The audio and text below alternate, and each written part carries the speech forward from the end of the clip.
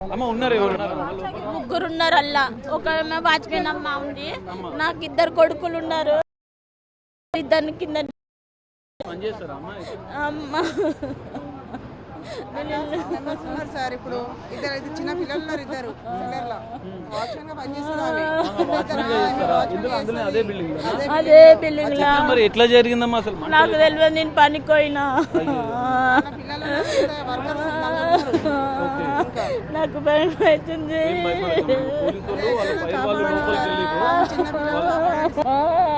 ఎవరెవరు ఉంటారమ్మా లోపల నేను మా పిల్లలు మా ఆయన వీళ్ళు ఉంటారు వాచ్మెన్ వాళ్ళు పెద్దవాడ కూడా ఉంది వాళ్ళ అర్థమైతలేదు ఎంతమంది ఉన్నారో తెలుస్తలేదు 6 మంది అంటూ 4 అంటూ తెలుస్తలేదు ఎవరంతా ఊరుకొచ్చేసారు లోపటేమని తెలియదు మీ పిల్లలు ఎన్ని సంవత్సరాలు కూర్చోమ్మా కూర్చో టెన్షన్ పడకమ్మా టెన్షన్ పడక अंदर एट्ला क्या है कि साहब मैं दुकान में बैठा हूँ। नहीं टेंशन मत ले लो। मैं दुकान में बैठा सर नहीं मालूम मेरे को कुछ भी कुछ भी नहीं मालूम। भी है कोई भी मेरी मम्मी है मेरी मम्मी है मेरी मम्मी है मम्मी है इसका 2 बच्चे लोकल अंदर हां सर సో చూడొచ్చు ఇక్కడ కొంతమంది బాధితులు వాళ్ళ యొక్క కుటుంబ సభ్యులు కూడా లోపల ఉన్నారు అందులో ఆందోళన వ్యక్తం చేస్తున్నారు సో వాళ్ళ కుటుంబ సభ్యులు ఎక్కడ ఉన్నారు లోపలనే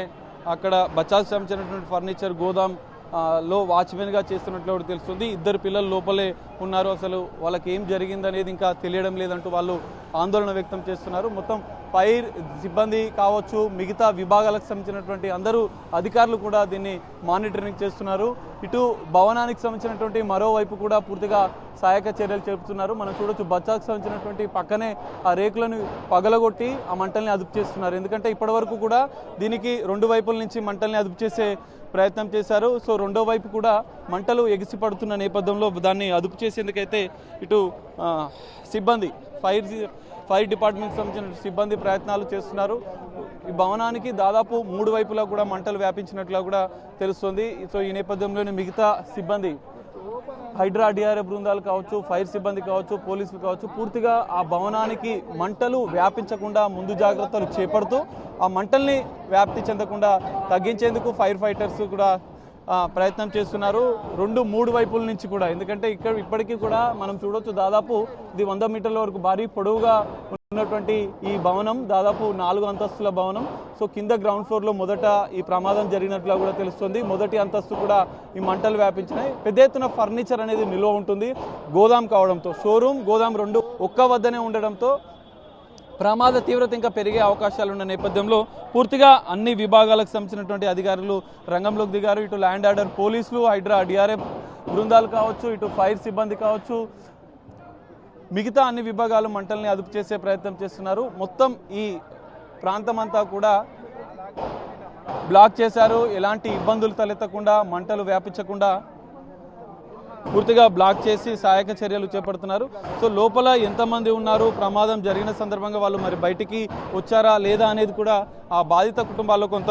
ఆందోళన వ్యక్తం చేస్తున్న పరిస్థితి కనిపిస్తుంది బచ్చాస్ ఫర్నిచర్ షాపు ఆ ఫర్నిచర్ గోదాంలోనే ఈ ప్రమాదం జరిగినట్లు మరి షార్ట్ సర్క్యూట్ వల్లనే ఈ ప్రమాదం జరిగిందా ఇతర కారణాలు ఏమైనా ఉన్నాయా అన్న కోణంలో కూడా ఇంకా ఆ మంటలు అదుపు చేసిన అనంతరం కూడా పూర్తి వివరాలు చెప్తామంటూ కూడా ఇటు పోలీసులు చెప్తున్నారు ఫైర్ అధికారులు కూడా చెప్తున్నారు ఆ కుటుంబ సభ్యులు ఇద్దరు పిల్లలు లోపల ఉన్నట్లుగా కూడా వాళ్ళు కుటుంబ సభ్యులు ఆమె కన్నీరు మున్నీరుగా తల్లి విలపిస్తుంది ఫైర్ ఫైటర్స్ మంటల్ని అదుపు చేసే ప్రయత్నం చేస్తున్నారు సో మొత్తం ఈ భవనంలోనే ఈ ప్రమాదం జరిగింది భవనానికి సంబంధించినటువంటి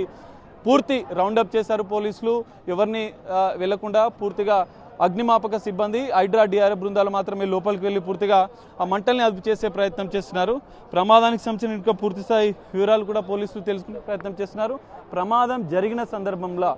ఎవరెవరు లోపల ఉన్నారు సిబ్బంది ఎవరైనా లోపల ఉన్నారా అనేది కూడా ఆ బచాస్ ఫర్నిచర్ సంబంధించినటువంటి యజమానులను కూడా ఆరా తీస్తున్నట్లు కూడా తెలుస్తుంది కొద్దిసేపటి క్రితమే బాధిత కుటుంబం మాట్లాడింది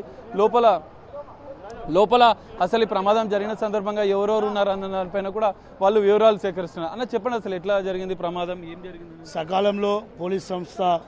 మన ఫైర్ సిబ్బంది చేసిన పనికి ఇక్కడ ఇంతవరకు అయితే ఎటువంటి సమాచారం లేదు వాళ్ళ పని వాళ్ళు చేస్తున్నారు. ఆల్రెడీ ఏసీపీ సార్ మేడం వాళ్ళు కేర్ హాస్పిటల్కి ఫోన్ చేసి 2 అంబులెన్స్లు, అదేవిధంగా ఏదైనా ప్రాణ నష్టం ఉంటే ముందుగానే జాగ్రత్త పడి వాళ్ళని పిలిపించడం జరిగింది. దేవుని దయతోటి ఏ ప్రాణ నష్టం జరగొద్దని కోరుకుంటున్నాం. ఫర్నిచర్ గోదాం కావడంతో పెద్ద ఎత్తున మంటలు వ్యాపిస్తున్నాయి. ఎందుకంటే అవునండి, ఫర్నిచర్ కాబట్టే అంత ఎత్తున మంటలు వ్యాపించినా కూడా సకాలంలో స్పందించిన మన పోలీస్ వ్యవస్థ కానివ్వండి, ఫైర్ సిబ్బంది కానివ్వండి, అంత పెద్ద గండం నుంచి బయటపడ్డాం మనం. పోలీసు వాళ్ళు వీళ్ళు సకాలం స్పందించాం కాబట్టి ఈరోజు మనకు ఎటువంటి నష్టం జరగకుండా కనిపిస్తుంది. దయచేసి ఇంకో అర్ధగంటలో అంత ఇక్కడ క్లియర్ అవుతుంది. అప్పుడు మనకి ఏమైనా ప్రాణ నష్టం అయినా తెలుస్తుంది. తరలించేందుకు ఆల్రెడీ కేర్ హాస్పిటల్ కాల్ చేసి సార్ ఏసీపీ సార్ గారు 2 అంబులెన్స్ కూడా చెప్పడం జరిగింది. కేర్ హాస్పిటల్ అలర్ట్ చేయడం, ఎందుకంటే ఇక్కడ మీకు దగ్గర ఉన్నది కేర్ హాస్పిటల్ కాబట్టి సకాలంలో ట్రీట్మెంట్ అందించడానికి ఆల్రెడీ సార్ వాళ్ళు చెప్పడం జరిగింది. నేను ఇంతకుముందే చూశాను. 2 అంబులెన్స్ కూడా ఇప్పుడు తక్షణమే రమ్మని చెప్పాను. చూడొచ్చు మనం ఈ ప్రమాదానికి సంబంధించినటువంటి ఇప్పటికే లోపల మంటల్ని కొంతవరకు అయితే అదుపు చేసినట్లు కూడా తెలుస్తుంది. దట్టమైన పొగలు అయితే ఇంకా అలముకుంటున్నాయి.